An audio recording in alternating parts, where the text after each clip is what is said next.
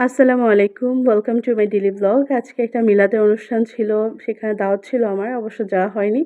সেজন্য বাসায় খাবারটা পাঠিয়ে দিয়েছে। তো এখানে খাবারের মধ্যে ছিল বিফ তেহারি আর সালাদ এগুলাই ছিল। আর মিলাদে তো নরমালি শর্টকাট ওয়েতে যে খাবারগুলো রান্না করা হয় সেগুলাই আসলে দেয়া হয়। তো খাবারটা এনে দেখলাম যে না বেশ অনেকটা খাবার পাঠিয়েছে। এটা হচ্ছে আমার হাসব্যান্ডের ফ্রেন্ড। তার বাসা থেকে খাবারটা এসেছে।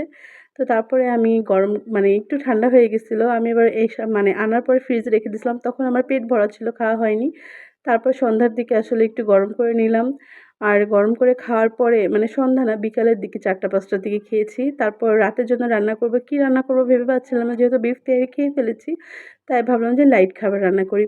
এখানে চিচিঙ্গা ভাজি করব ডিম দিয়ে। ডিম দিয়ে আমি সচরাচর চিচিঙ্গাটা ভাজি করি। আমি চিচিঙ্গার ঝোল, তরকারি, ভাজি অন্য কিছুই বানাই না। এরকম মানে পাতলা, পাতলা করে স্লাইস করে কেটে তারপরে হচ্ছে এটাকে ডিম দিয়ে ভাজি করি। অন্য কোনো মানে চিংড়ি দিয়ে করে মানুষ কতভাবে করে, আমার ওইরকম ভাল লাগে না। আমার কাছে চিচিঙ্গাটা মনে হয় ডিমের জন্যই, মানে চিচিঙ্গার জন্মই হচ্ছে ডিম দিয়ে ভাজি করা। আমার হচ্ছে এইটাই ভাল লাগে। তো এটাকে ডিমটা দিয়ে ভালো করে একটু ভাজি করে নিলাম, একদম ভাজা, ভাজা করে নিবো। কারণ না হলে ডিমের স্মেল, আবার চিচিঙ্গা হালকা ঝোল, ঝোলের মতো ছিল পানি, পানি। তো এটাকে একদম ভাজা, ভাজা করে ফেলতে হবে। আর ভাজা, ভাজা করা হয়ে গেলে এরপরে আমি হচ্ছে ডাল দিয়ে সজনে রান্না করব।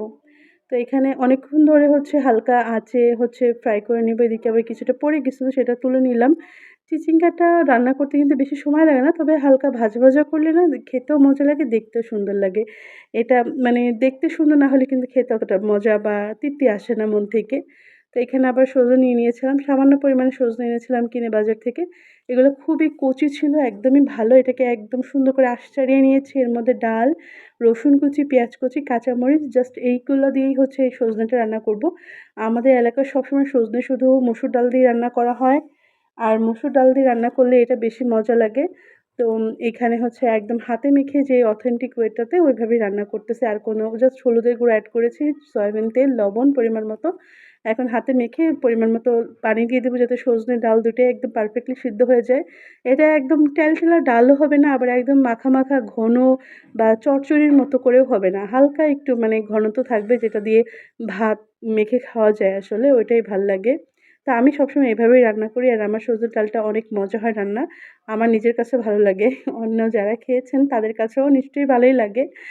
তো মানে ভালো রিভিউটাই দিয়েছেন, তাদের কাছেও ভালো লাগে। তো এখানে হচ্ছে সজনে ডালটা হয়ে গেছে। এখন জাস্ট একটু ধনিয়াপাতা কুচি ছিটিয়ে দিব আর নামিয়ে নিয়ে এরপরে গরম ভাত দিয়ে, কারণ রান্না করতে, করতে প্রায় ৮টা-৯টা বেজে গেছে রাতের খাবার। রাতের খাবার যদিও মানে ভাত না খাওয়াই ভালো আমার জন্য। তারপরে আমি ভাত ছাড়া কিছুই বুঝি না। ভাত না খাইলে আমার কাছে কেমন যেন অস্থির, অস্থির লাগে। তো এখানে ভাত আর ডাল সজনে নিয়ে নিয়েছি, এটা দিয়ে খেয়ে নিবো। আর আজকের মতো ভিডিওটা এই পর্যন্ত রাখছি। সবাই ভালো থাকবেন, সুস্থ থাকবেন।